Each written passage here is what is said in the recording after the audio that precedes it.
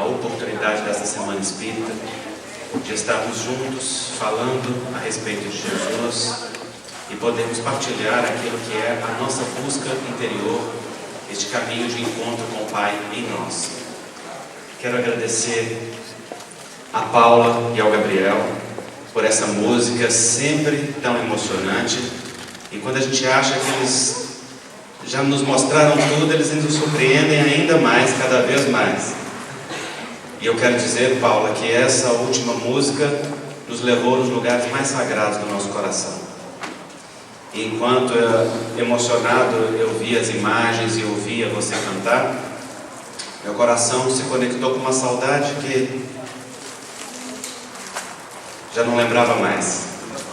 E aí eu lembrei de um dia, o Chico, já alquebrado pelas lutas e pelos testemunhos da vida, ele, naquela humildade, recebia as pessoas no Centro Espírita da Prece, no Grupo Espírita da Prece, que na verdade era o seu culto no lar, e as pessoas, por uma necessidade de referência e por respeito, passavam em fila beijando as mãos do Chico. E o Chico beijava as mãos de cada um que lhe beijava as mãos. E um determinado dia, ele, na sua humildade habitual, ele virou para um amigo que estava ao lado e perguntou assim, com muita espontaneidade: por que o senhor acha que eles vêm me visitar? E aquele amigo, na saia justa, sem saber o que respondia ao Chico, ouviu seu coração naquele momento e disse: ah, Chico, todos eles têm saudade de Jesus. E então Chico sorriu para ele e falou: é, meu filho, todos nós temos muitas saudades de Jesus. E é essa saudade que nos impele a ter coragem para fazermos o caminho de volta à casa do Pai. Filhos pródigos, naturalmente que somos, aqueles que nos apartamos de um amor profundo, num movimento de desconexão interior, e que, diante dos resultados, estamos nos esforçando para nos movermos em direção à casa do Pai. Reencontrar aquele movimento de amor mais profundo que Jesus veio nos trazer e veio nos lembrar que era a nossa morada original, que é o sentido espiritual mais profundo e verdadeiro da existência. Esse movimento, naturalmente, em direção à casa do Pai, é um caminho de cura interior. É o caminho de encontro com a verdadeira saúde, a saúde do corpo e a saúde da alma. Aquela saúde que proclamou Jesus quando falou da saúde integral, daquele movimento que harmoniza não só o corpo físico nos seus sinais e nos seus sintomas, mas também e sobretudo o espírito, que nós chamamos alma quando encarnado, a essência, o ser espiritual que cada um de nós é. No entanto, devemos observar uma coisa curiosa que nós, médicos espíritas, geralmente observamos e que também pode ser observado nos consultórios de toda parte ou nos trabalhos espirituais dos grupos espíritas. A maioria das pessoas que busca os tratamentos de saúde não deseja cura, deseja somente anestesia, quer só se ver livre do sinal e do sintoma, quer só isolar-se do sofrimento, quer só harmonizar um órgão enfermo, sem promover verdadeiramente o reequilíbrio interno, sem fazer uma expansão de consciência, sem compreender a sua vida e a si mesmo. Assim, boa parte das pessoas que diz buscar saúde, na verdade deseja apenas que aquele órgão que traz sofrimento silencie, sem que volte a requisitar uma atenção. E sem dúvida, este movimento de alívio do sofrimento, ele é parte do processo de cura, porque nenhum de nós deve cultivar sofrimento desnecessariamente. Nenhum de nós está condenado a um sofrimento sem a possibilidade de alívio ou sem a misericórdia dos processos de analgesia, de tratamento ou mesmo de anestesia momentânea. No entanto, este processo não representa cura, é apenas uma etapa dentro do processo da cura. É a primeira etapa, quando nós aliviamos a pressão para que possamos olhar para algo novo. Então é muito diferente quando nós vamos a um determinado profissional de saúde e, ao invés de pedirmos apenas anestesia, buscamos uma compreensão ampliada de nós mesmos. E compreendemos que o nosso corpo nada mais é do que uma tela aonde nós vemos em sinais e sintomas o movimento que se passa na nossa alma. Brigar com os sintomas do corpo é a mesma coisa que brigar com a televisão pelo conteúdo da novela. A televisão não é responsável pela novela que transmite. A televisão apenas reproduz aquelas ondas que são emitidas desde uma estação aonde um roteirista escreveu aquela história, aonde personagens executaram aquela história e aonde se registrou aquilo que em ondas percorre o universo até chegar aos nossos lares e ser captado por aquele aparelho.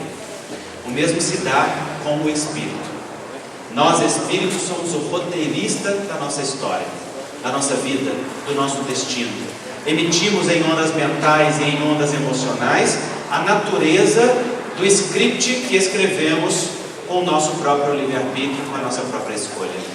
Os nossos corpos espirituais emitem e transmitem as ondas até esta tela maravilhosa, perfeita que é o corpo físico, que, recebendo a influência no mundo subatômico, traduz em imagens que são sinais e sintomas aquelas vibrações que vêm do mais profundo, ou traduz em saúde aquela harmonia que provém de um espaço sagrado da profundidade de nós mesmos.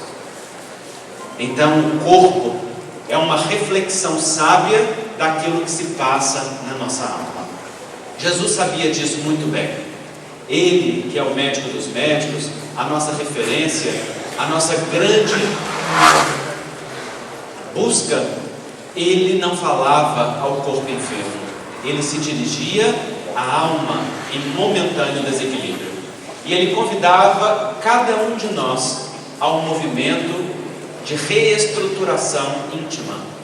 Isso quer dizer uma reestruturação do pensamento, do sentimento e das decisões morais. E é muito interessante porque Jesus também não olhava para cada pessoa como uma personalidade passageira, falível, problemática. Jesus olhava cada um como uma personalidade divina.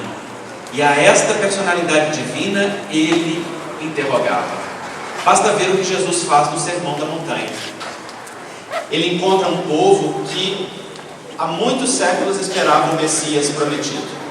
Aquele que viria com um exército, dominar, trazer o momento do Deus único, do povo eleito, ser elevado à sua glória. E imaginavam que Jesus viria sobre um cavalo cheio de exército de armas, e Jesus volta como aquele que era o prometido e entra em Jerusalém montado num burrinho. Ao invés de um exército com armas, ele trazia a brandura, a serenidade e a paz com a sua espada e o seu movimento de transformação. A sua palavra era o grande instrumento que ele utilizava. Aquele povo, naturalmente, no primeiro movimento, se decepcionou, porque esperava um líder político e encontrou um homem de força moral que eles ainda desconheciam na sua magnitude e na amplitude das suas ações. Então, quando Jesus reúne a multidão no monte, ele reúne uma multidão de insatisfeitos, de desesperançosos, uma multidão de angustiados, de famintos, não só famintos do corpo, mas famintos da alma. A mesma multidão que nós somos hoje, famintos de esperança, famintos de um sentido e significado para a vida, famintos de um movimento que nos guie em direção a algo. E assim como aquele povo daquela época, nós também não encontramos naquilo que esperávamos a satisfação que pretendíamos. Então, como povo eleito, nós nos encontramos em um vazio de busca, de espera de significação. Quando Jesus sobe ao monte, o primeiro movimento dele é muito significativo. Ele faz chover o maná dos céus, através da multiplicação dos pães e dos peixes. Mas imaginem vocês, se Jesus, na potencialidade de um Filho de Deus, realizado e planificado. Desejasse, ele poderia ter materializado alimentos a partir do nada, assim como choveu o maná dos céus do Velho Testamento. Mas não, Jesus começa em uma grande lição moral, e ele pergunta aos seus iniciados, aos apóstolos, aqueles que se candidatavam a ser os seus seguidores: que tens a oferecer? É como se dissesse assim: eu faço algo, mas eu faço algo a partir daquilo que você me oferece. Eu tenho muito a dar, mas eu dou a partir do mínimo que você me apresenta. Eu posso sozinho, mas sozinho não faz sentido, senão nesta parceria que nós estabelecemos. Então ele pergunta aos discípulos: que tens para oferecer? A mesma pergunta que Jesus faz para cada um de nós hoje: que tens de ti para dar? O que é verdadeira propriedade no seu coração? O que você verdadeiramente possui de seu para ofertar? Se a morte te encontrasse hoje, nesse momento, o que você teria a demonstrar para a vida como conquistas legítimas do seu coração? Porque o teu ouro permanece nos cofres, os teus cargos guardados na gaveta, nos diplomas que se empoeiram ao longo do tempo. O teu pseudo-poder é perdido nas mudanças repentinas que a vida estabelece. Mas aquilo que você construiu dentro de você é seu único e verdadeiro tesouro.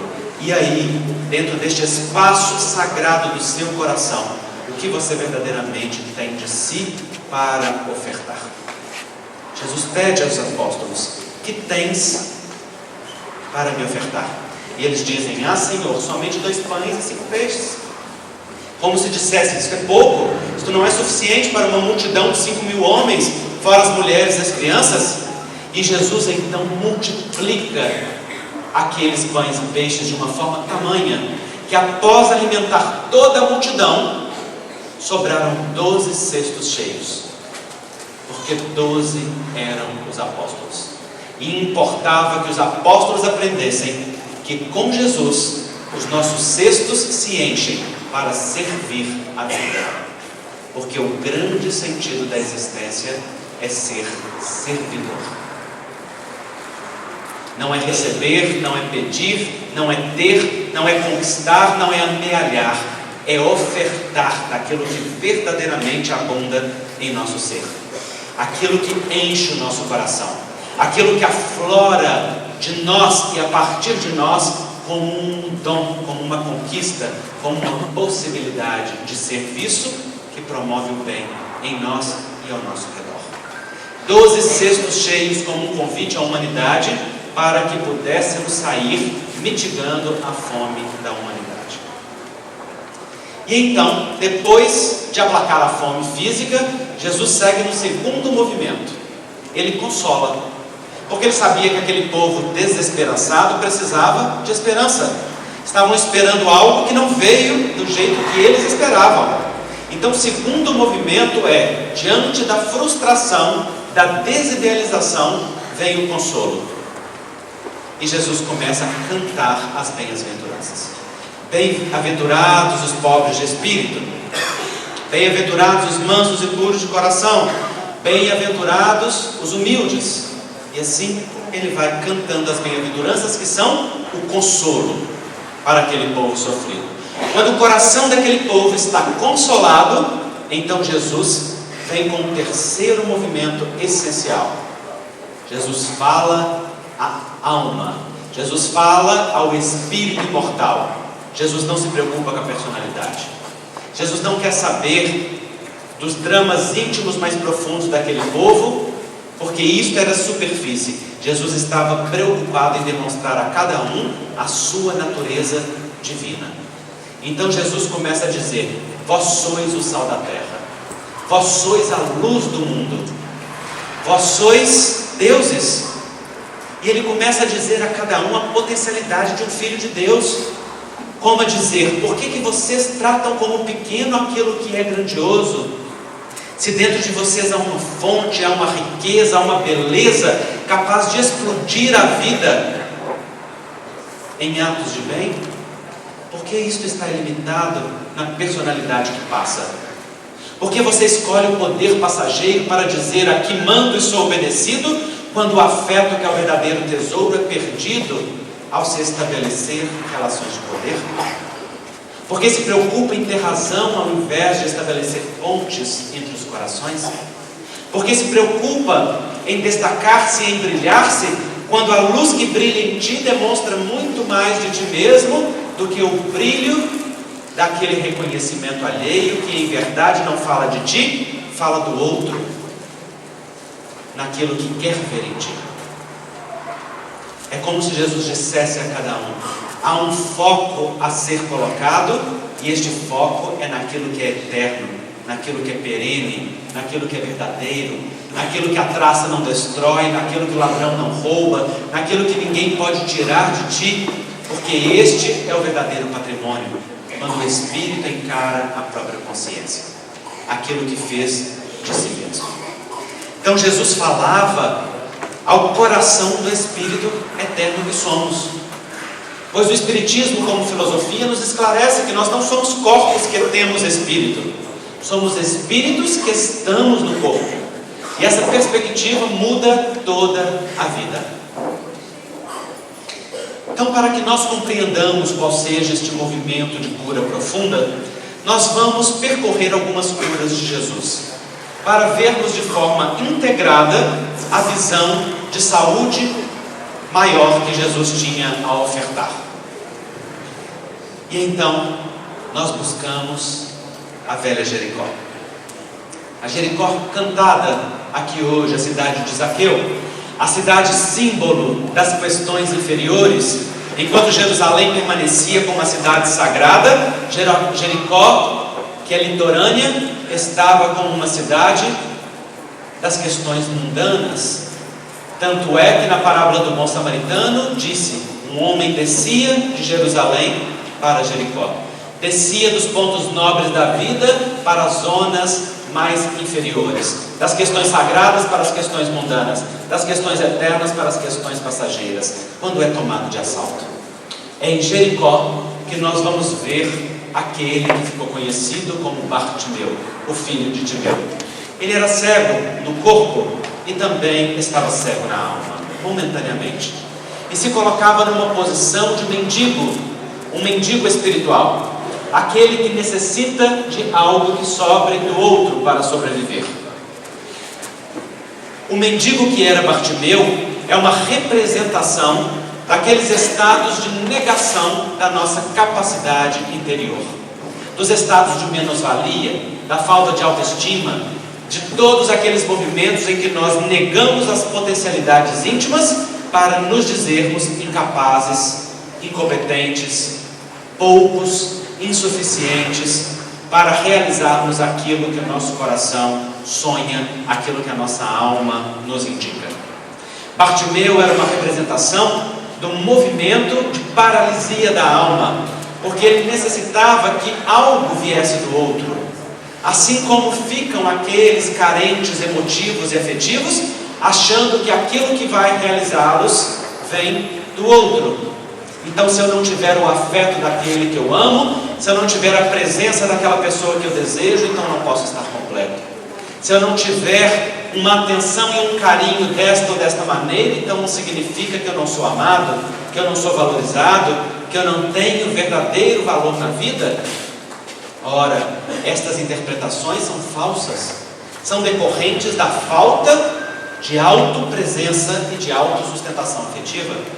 São decorrentes do movimento de apatia interior quando nós nos distanciamos de nós mesmos. Mas quando o espírito se coloca nesse estado de negação, chega sempre um instante que satura e que o sofrimento lhe faz retornar para casa. Então Bartimeu estava naquele momento, e quando ele ouviu que Jesus passava, quando ele ouviu que aquele que vinha era o Messias prometido, o seu coração se encheu de esperança e ele começou a clamar: Jesus, filho de Davi, tem misericórdia de mim. E clamava cada vez com mais força: Jesus, filho de Davi, tem misericórdia de mim. E Jesus era acompanhado por uma multidão, dentre elas os apóstolos, que, ouvindo Bartimeu clamar, começaram a se incomodar, como se aquele movimento pudesse ser algo que ofendesse a realidade do Mestre. E é então que Jesus nos dá uma lição magnífica. Jesus para no meio da multidão. Ora, uma multidão acotovelava Jesus, vozes por todo lado demandavam algo, e Jesus, no meio da multidão, escuta Bartimeu. É que a misericórdia divina sempre nos escuta. Quando a alma clama com verdade, com sinceridade, com força e poder, nós somos ouvidos. Não há oração que não é respondida, não há pedido sincero que não seja atendido, não de acordo com o que nós pedimos ou que queremos, mas de acordo com aquilo que precisamos. No entanto, nenhuma criatura fica desamparada, porque aquele que bradou: vinde a mim todos vós que sofreis e que estáis sobrecarregados, que eu vos aliviarei, ele é verdadeiro e é fiel. Ele representa a lei divina, que escuta a cada um de nós com a nossa particularidade e com a nossa necessidade mais profunda. Jesus para no meio da multidão, e do meio da multidão ele manda chamar a Bartimeu. Veja que interessante a postura terapêutica do Cristo. Fosse você que estivesse no meio da multidão e quisesse atender a Bartimeu, e você soubesse que Bartimeu era cego, você esperaria que o cego viesse até você, ou você iria até o cego? A grande maioria de nós iria até o cego, porque a grande maioria se move pela dó. Mas a dó é um movimento de indignidade. Quando nós olhamos para alguém com dó, nós dizemos que esta pessoa é incapaz, que esta pessoa não tem aquilo que é necessário, que esta pessoa não dá conta. A dó é um movimento de humilhação. Se Jesus tratasse a Bartimeu com dó, ele reforçaria no seu coração um movimento de incapacidade. E o trabalho terapêutico era reforçar no coração de Bartimeu a sensação de competência e de capacidade. Então Jesus chama Bartimeu, e ao invés de ir até ele, pede que ele venha. E a forma como o evangelista Marcos narra esta passagem é belíssima. Marcos diz assim: e Bartimeu, lançando de si a capa, levanta e vai ter com Jesus. Veja que beleza. Bartimeu lança a capa. O que é a capa? A capa é tudo aquilo que nos encobre, que nos esconde, que nos protege, que nos deixa resguardados. No momento que Bartimeu se levanta para ter com Jesus, ele se desnuda, ele se mostra na sua verdade mais profunda. Ele não vai como aquele pobre do caminho, ele vai como um ser digno de atenção e de cuidado. Ele resgata em si aquilo que era a sua espontaneidade. É que para que haja cura interior, é necessário ser verdadeiro. O Evangelho é muito claro: nada há de si mesmo oculto que não há de ser revelado. Nós não enganamos ninguém. Aqueles que pensam que hajam enganando alguém, enganam a si mesmos, porque todos os atos são registrados dentro do próprio coração, na consciência de cada um, ao redor de nós, no grande éter que é tudo circunda. Todos os atos e todas as realidades estão registradas, de tal forma que cada um colhe os efeitos daquilo que plantou, sem que o efeito erre o endereço. Então aquele que pensa enganar alguém, só engana a si mesmo. Para que haja cura interior, é necessário parar de mentir para si. É necessário encontrar a sua verdade interior. É necessário olhar para aquilo que verdadeiramente vibra dentro do seu coração. Porque para que haja um movimento de cura, precisa ter coerência. Coerência entre os valores e as práticas, entre aquilo que é dito e aquilo que é vivido.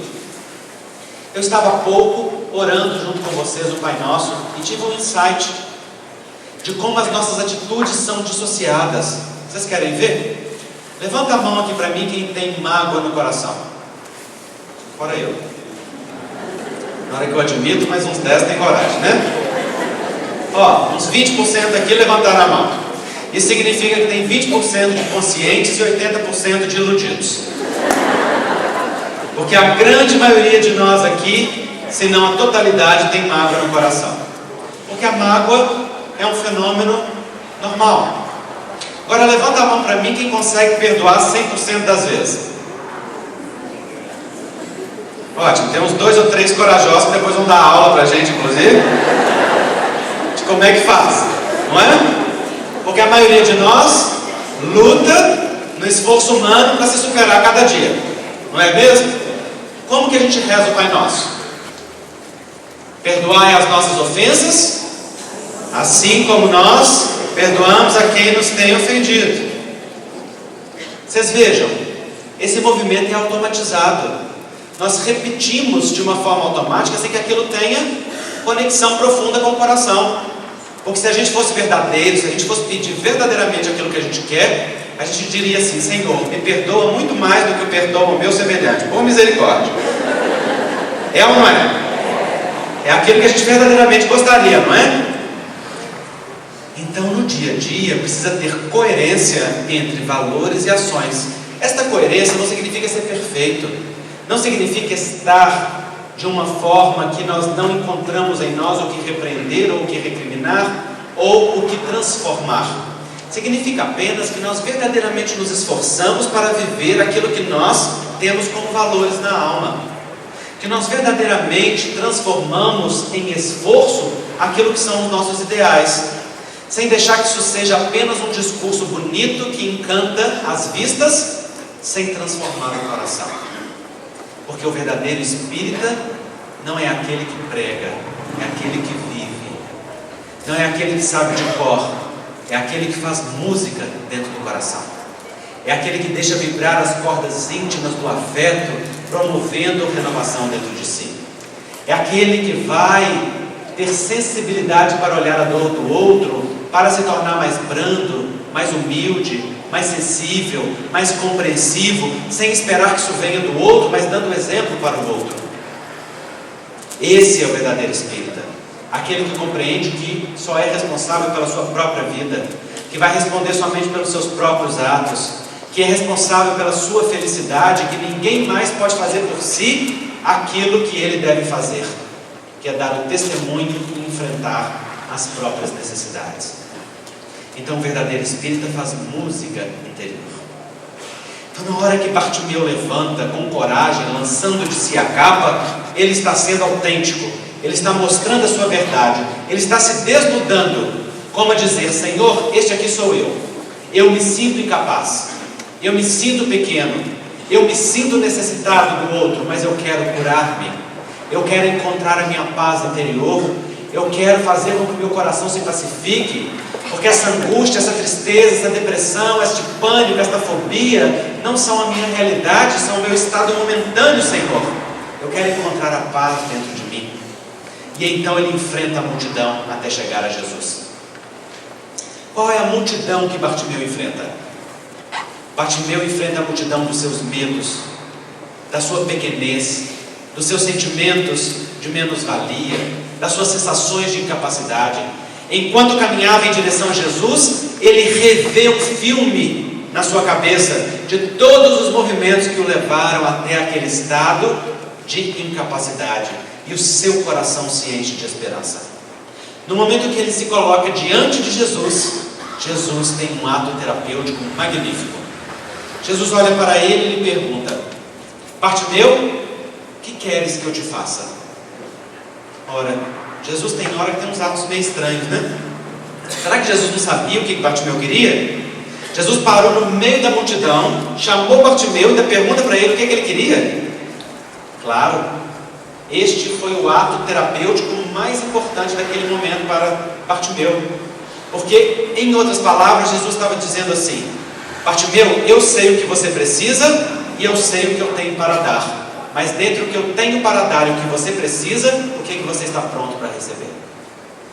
Porque eu só posso te dar na medida daquilo que você está pronto para receber. É como se perguntasse para Bartimeu assim: dentre aquilo que você necessita, o que você está pronto para fazer por si mesmo? E Bartimeu dá uma resposta igualmente magnífica: Ele diz: Senhor, que eu veja.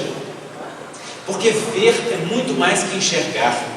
Enxergam aqueles que têm a retina íntegra, que captando as influências, as impressões da luz, manda um sinal através do nervo óptico até o córtex occipital, aonde as imagens são interpretadas. Este fenômeno é fisiológico. Basta que nós tenhamos os órgãos íntegros e ele acontece. Mas ver é muito mais do que enxergar. Ver é dar sentido àquilo que é enxergado. É perceber naquilo que é visto o sentido mais profundo. Então, na hora que Bartimeu pede, Senhor, que eu veja, ele está pedindo, Senhor, que eu reconheça, que eu tome consciência, que eu amplifique a minha capacidade de reconhecer-me como um ser capaz, como um ser divino, como alguém que dá conta da existência, como alguém que não é vítima, como alguém que é autor, como alguém que pode. Senhor, que eu possa me encher do meu poder pessoal, da minha capacidade de ação, para que eu saia da paralisia de pensar que o que eu preciso vem do outro e possa assumir a minha vida como autor da minha própria história. E então Jesus diz: vá, a tua fé te curou. Como dizer, aquilo que você faz dentro de você, que se consolide neste momento como um movimento definitivo. E então Bartimeu tem os seus órgãos da visão reestruturados pela força magnética do Cristo e tem o seu coração fortalecido na consciência da sua grandeza de Filho de Deus. Passa a seguir Jesus. E então nós vamos ver Jesus ir para o templo de Jerusalém, e lá haviam vários alpendres, vários locais onde haviam pequenas piscinas em que as pessoas ficavam ao redor. E em uma destas, a chamada piscina de Betsaida, ou Betsaída, nós temos um homem que ficava ao redor. Este homem estava sobre um leito, paralisado havia 38 anos. E ele ficava, porque dizia a lenda que de tempos em tempos, um anjo viria, balançava as águas, e o primeiro que se atirasse ali seria curado das suas enfermidades. Então aquele alpendre estava saturado de pessoas que esperavam que a cura viesse de um movimento exterior. Aqueles homens representavam a esperança de que a solução para si mesmo viesse de fora e não de si. Jesus, em nova atitude terapêutica, procura um daqueles enfermos. Não espera que ele peça, não busca aguardar o seu movimento. Jesus se adianta e chega até ele e diz assim: queres ficar são?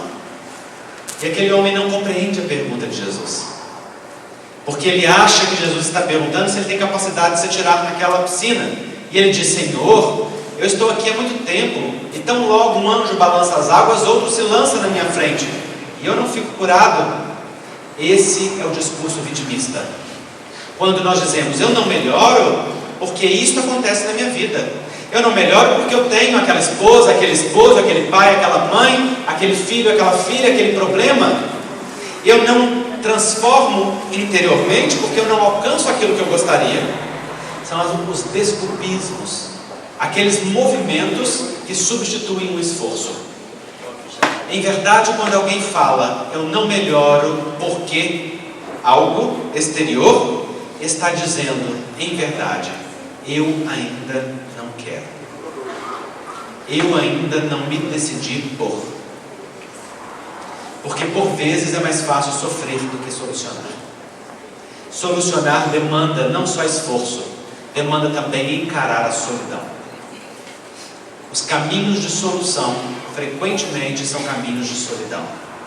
Porque o outro pode ir conosco, pode ajudar a carregar a cruz, mas não pode passar pela porta estreita em nosso lugar. As decisões que verdadeiramente curam, elas nos levam para um espaço de solidão interior. Mas ninguém se cura sem enfrentar o deserto. Percorrer o deserto pessoal, passar pelas provas da autoconquista, este é um trabalho que cada um de nós precisa fazer por si. E todos temos capacidade para fazer. Porque o deserto, ao contrário do que imaginamos, não é um espaço de aridez e falta. O deserto é um espaço do autoencontro, é o espaço da síntese. Moisés, após recolher o povo eleito e retirá-los do cativeiro do Egito, andou 40 anos para percorrer 40 quilômetros. Algo que ele faria facilmente com aquele grupo. Eles ficaram andando em círculo. Paravam, fazia tenda, depois levantavam, andavam mais um pouquinho, fazia tenda de novo, andava mais um pouquinho, ficava mais um tempo, porque este era o tempo para se modificar a geração, e para que uma nova geração nascesse, não sobre o cativeiro e o jugo do Egito, mas sobre a liberdade do povo eleito, para verdadeiramente eleger a Canaã. Então o deserto não é o espaço da aridez, o deserto é o espaço da reconstrução pessoal. Talvez você esteja passando por uma depressão, talvez esteja enfrentando uma síndrome do pânico, talvez esteja passando por um momento de dor, de abandono, de dificuldade. Este é o seu deserto pessoal, e este deserto não é para a falta nem para a destruição, é para o seu autoencontro. É um grande convite a uma reconstrução interior. É um convite a descobrir em você potencialidades que ainda não foram despertadas. Ou talvez um convite para retornar a caminhos abandonados aonde a alma ficou largada, enquanto a cabeça seguia em um caminho desconectado do coração. Talvez seja um momento de andar em círculos para voltar a espaços aonde você esqueceu-se de si mesmo. Pois o que é o desânimo que sustenta a depressão? Nada mais é do que a ausência de ânimo. Ânimo vem do latim anima, que significa alma. O desanimado, na verdade, é um desconectado da alma. Desconectado nos sentidos mais profundos, porque talvez a cabeça cheia de razões esteja continuamente dando justificativas para se massacrar os sonhos, continuamente negando a força e a capacidade interior. Talvez a cabeça esteja sendo usada contra você e não a seu serviço, para dar motivos para não fazer o que é preciso ser feito, para justificar porque você não caminha no caminho dos seus sonhos, no caminho das suas potencialidades, no caminho da riqueza interior que há dentro de si, porque você não bota aquilo que tem a serviço da vida. Mas é que esta cabeça nos leva muito frequentemente para lugares distantes de onde a nossa alma descansa em paz. Por isso os movimentos de solução requerem solidão. O outro não nos acompanha, o outro não faz junto, o outro não segue no mesmo movimento nem no mesmo momento. O outro só pode ser contagiado por aquele entusiasmo que decorre do nosso próprio autoencontro. Quando nós percorremos o nosso deserto, enfrentamos a nossa história, encontramos o nosso oásis e então, satisfeitos e em paz, nós irradiamos o efeito daquele movimento. E o outro pode sentir o convite vivo e vibrante para seguir no mesmo caminho.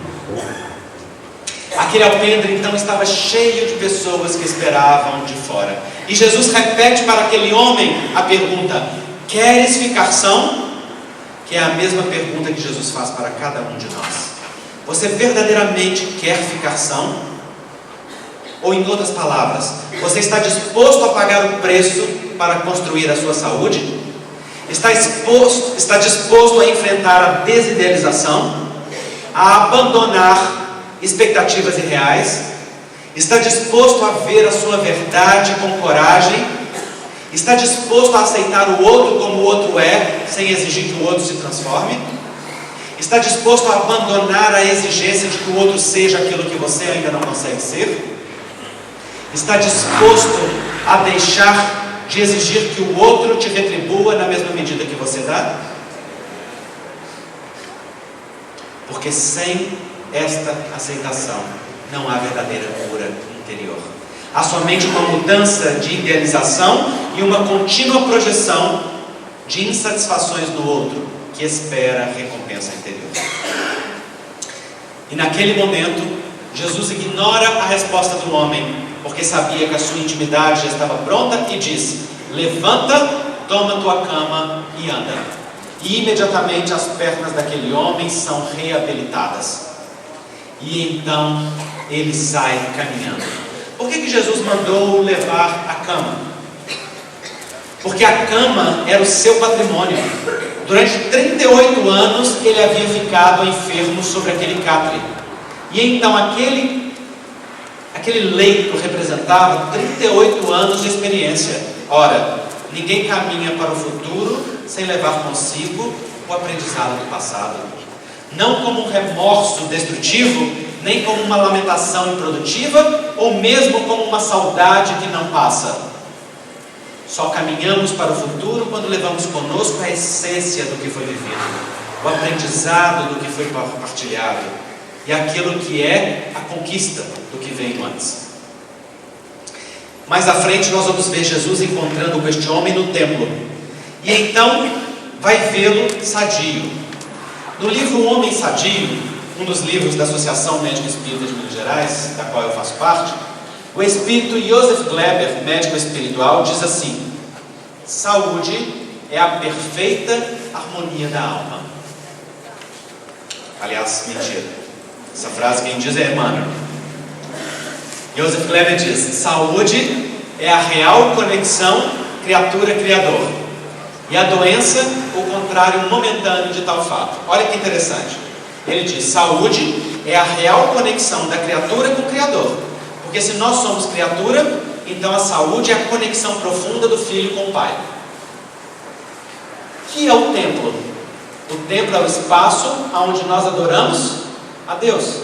Então, na hora que Jesus encontra aquele homem adorando a Deus no templo, ele o vê momentaneamente conectado ao Pai. Mas ele sabe que no nosso atual estágio evolutivo, nós vivemos etapas de saúde. Voltamos a enfermar com facilidade quando cedemos lugar no nosso coração para a rebeldia improdutiva, que se rebela contra a realidade como ela é, contra as coisas como podem ser, como a vida como pode ser. E então nós voltamos a enfermar. Jesus então diz àquele homem: não tornes a pecar, para que não te suceda algo pior. Veja que interessante. Jesus diz a ele: eis que já está são. Por que ele estava sadio? Porque estava no coração reconectado ao Pai, estava no templo adorando em espírito e verdade, na intimidade da alma. Mas Jesus diz a ele: não tornes a pecar, para que não te suceda algo pior. Ora, pecado, segundo o original em hebraico, que foi traduzido para o grego, deu a palavra amartia, que se escreve com H. Amartia, que é o sentido original de pecado para Jesus, significa errar o alvo, passar ao lado.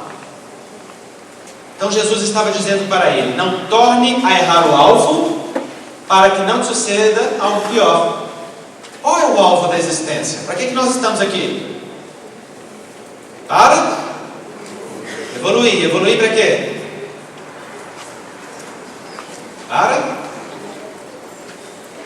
Para servir. Servir para quê? Vamos, gente. Por que nós estamos aqui? Qual é o objetivo da existência?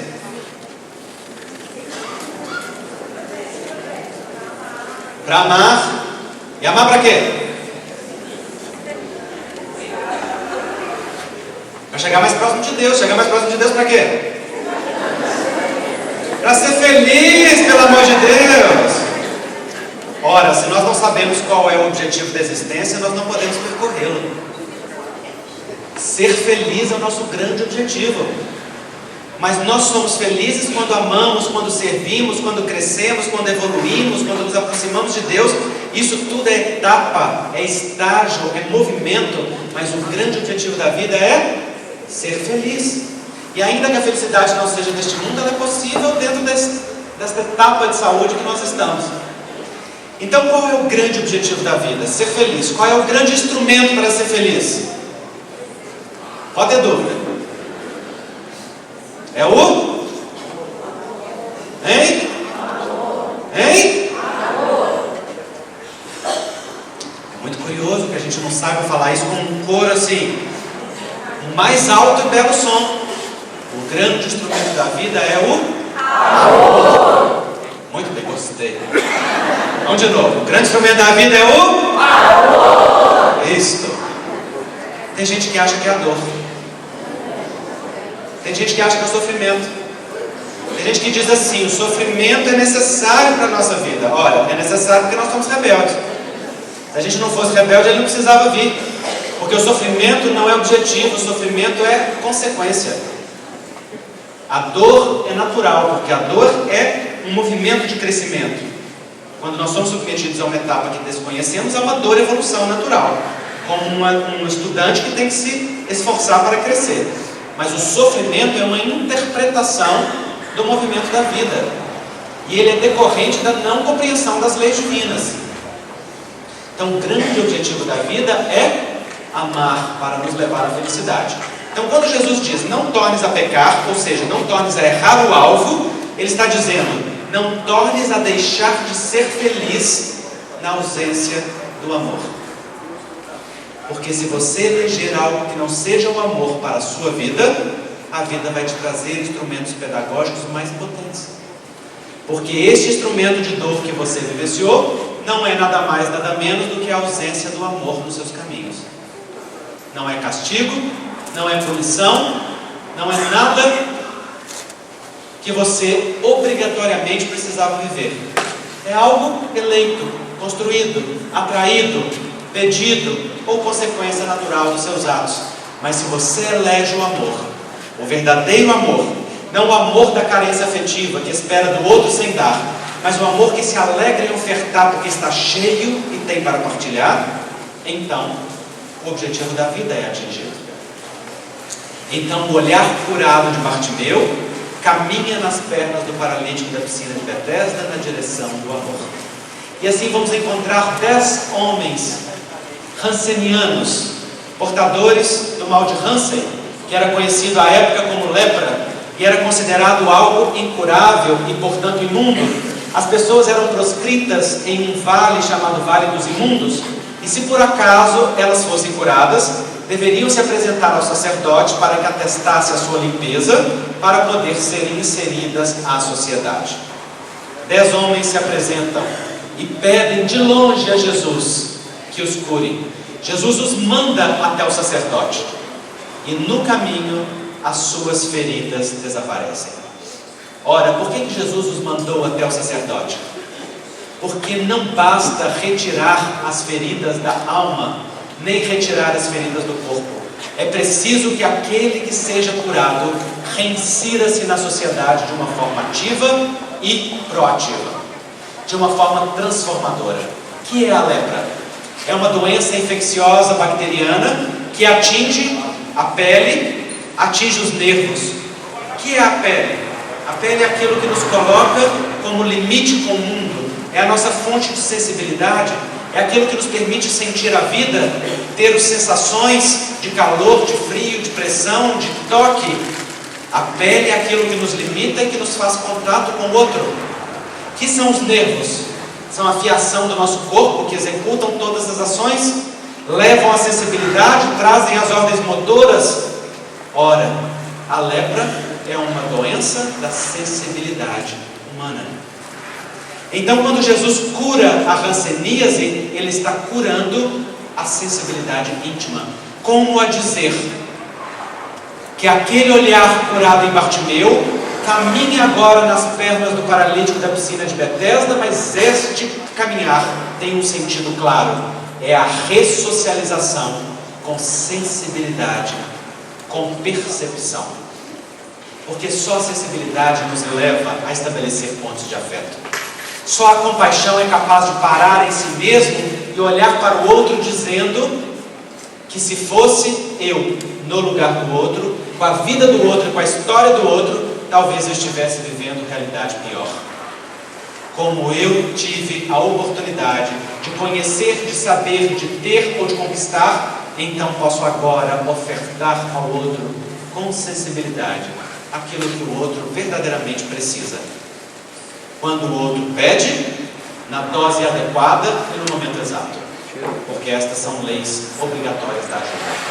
Só se ajuda quem pede, no momento que pede, se tem para dar, no tanto que é necessário e na dose e no momento propício. Então vocês vejam que o olhar que vê a vida precisa caminhar, agir com sensibilidade e ressocialização. Vamos encontrar também Jesus diante de um homem que dizia-se possuído por demônios.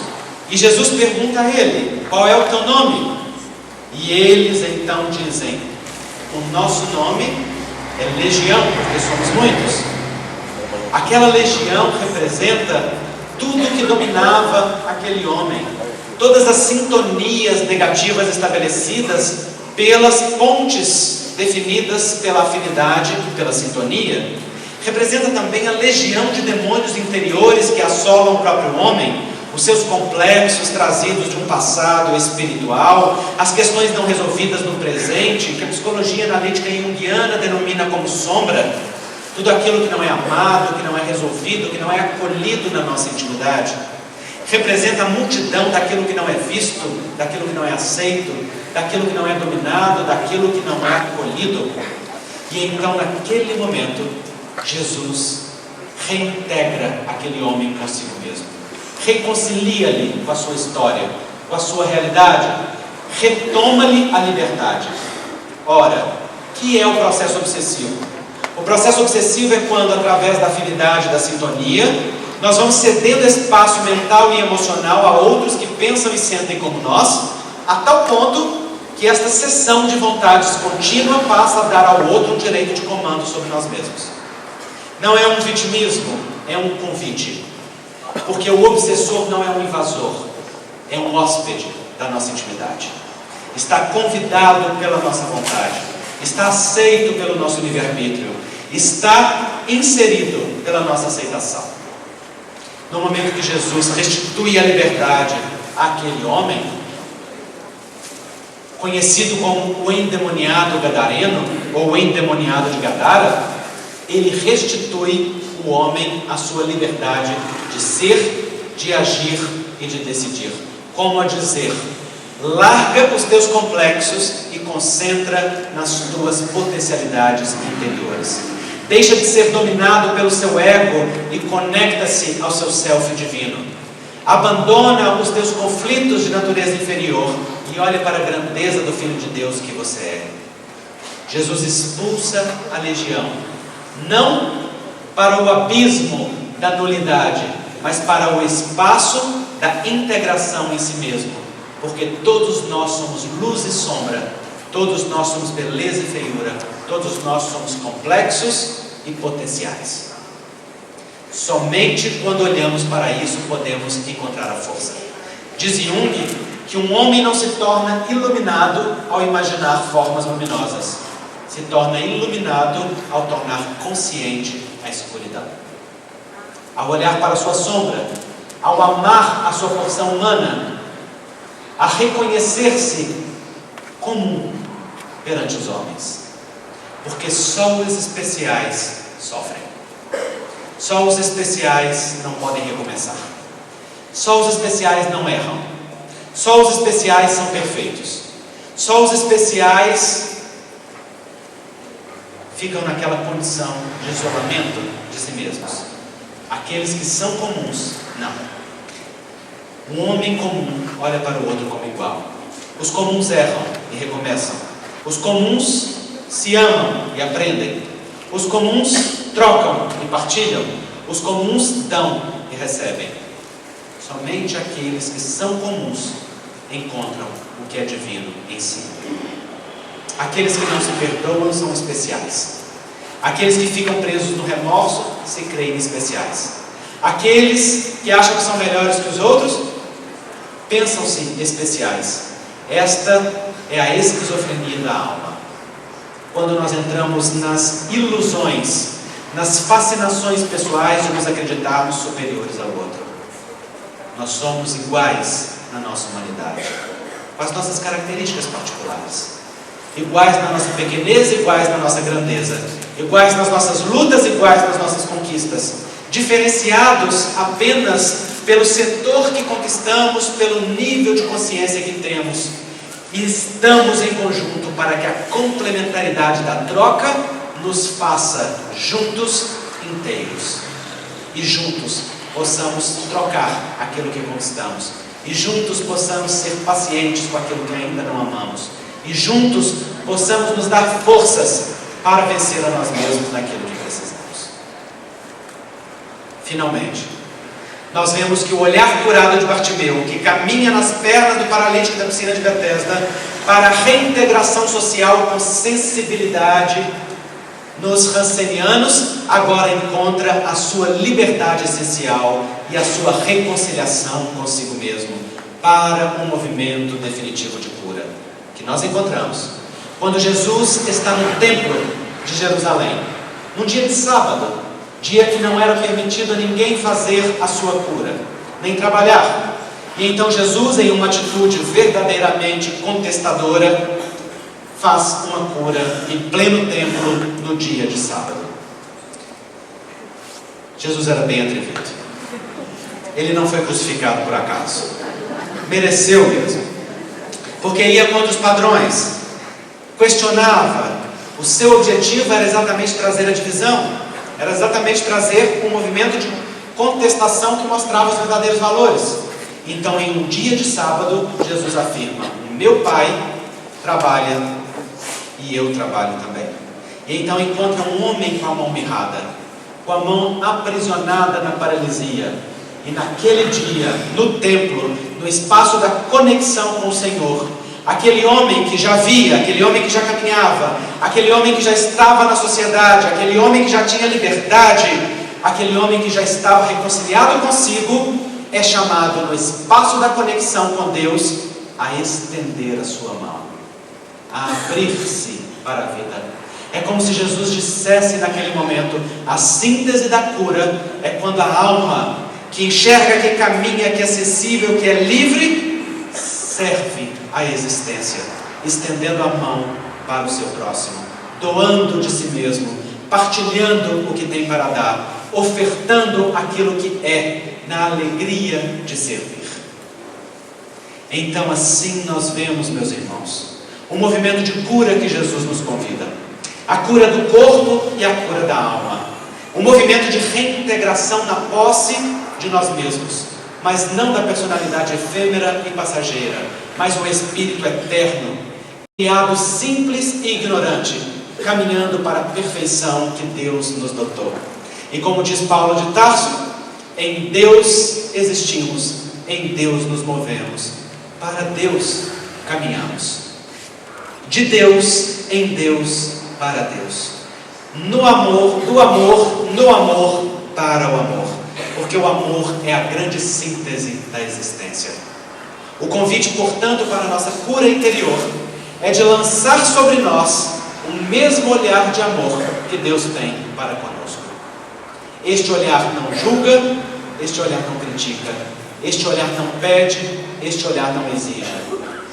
Como diz o benfeitor Dias da Cruz, quando Deus olha para a criatura, não vê uma obra imperfeita, vê uma obra perfeita em execução. E sabe que obra perfeita sua não falha. Cada um de nós é um sopro do amor de Deus. Quando Ele olha para nós, Ele vê o seu plano e o seu projeto de amor. E Ele nos ama em todas as etapas, em todos os movimentos da caminhada. Importa-nos amar-nos como Ele nos ama, incondicionalmente, sem exigências, sem queixas, sem lamentações. Assim, do jeito que você está, você é profundamente amado por Deus. No Espiritismo nós falamos muito a respeito de merecimento, que o merecimento é o grande movimento da vida que nos faz receber, não é? A vida se rege pelo merecimento, é ou não é? Sim ou não? Sim. Sim ou não? Sim. Sim ou não? Sim. Não, definitivamente não. Se a vida se regesse pelo merecimento, nós estávamos em maus lençóis. A vida não se rege pelo merecimento. A A vida se rege pela misericórdia. Ninguém precisa merecer para ser amado. Cada um de nós é amado incondicionalmente, desde antes de existirmos. Porque como um sonho de amor de Deus, nós somos amados desde que Deus nos sentiu, desde que Deus nos pensou, desde que cada um de nós foi conclamado à vida como um ato de amor, no amor e para o amor. O merecimento intensifica aquilo que nós recebemos. O merecimento nos coloca na sintonia do bem universal. O merecimento atrai mais, mas não porque não nos é dado, mas porque é um movimento natural de sintonia. Mas aquilo que verdadeiramente precisamos não nos é dado porque merecemos, nos é dado porque o amor é incondicional. Portanto, cada um tem aquilo que necessita desde sempre. Cada um de nós é amado não porque mereça, mas porque existe. E pelo simples fato de existir, basta para a vida. Importa-nos amar com este olhar de amor. Que ao final desta semana, onde Jesus é o guia e modelo para a humanidade, possamos nós render graças no coração pela vida. Possamos agradecer a Deus pela bênção da família, pelas lutas domésticas, pelas dificuldades, pelas conquistas, pelas simpatias e também pelas dificuldades nas antipatias. Que possamos agradecer pela dificuldade financeira, pelas conquistas monetárias, pela luta que nos faz galgar etapas, pelas etapas vencidas que demonstram o esforço conquistado. Que possamos louvar a Deus pelas bênçãos da oportunidade de amar, de servir, de transformar, de renovar. Que possamos louvar a Deus pela existência da doutrina espírita, que nos esclarece, que nos ilumina, que nos amplifica a consciência, dando-nos a responsabilidade como lema, mas sobretudo a grandeza de ser divinos como herança imortal. Que possamos em tudo dar graças a Deus e no nosso coração verdadeiramente ouvirmos aquela voz que diz na fala da benfeitora Joana de Ângeles: não digamos na intimidade da nossa alma, ouve, Senhor, que o teu filho clama, mas genuflexos diante da nossa própria consciência, aprendamos a dizer: fala, Senhor, que o teu filho escuta. Diz-me qual é a tua perfeita e soberana vontade para a minha vida. Tu que és o amor incondicional, Tu que és a força e a síntese da vida, eu, Senhor, que sou Teu filho, ouço, acolho e sirvo, porque em Ti há sabedoria, em Ti há toda força, em Ti há toda honra e toda glória. Assim, em nosso coração, fazemos a grande medicação, quando nos curvamos verdadeiramente diante da vida e dizemos: em tudo seja feita, Senhor, a sua vontade. Que Jesus nos abençoe e nos fortaleça.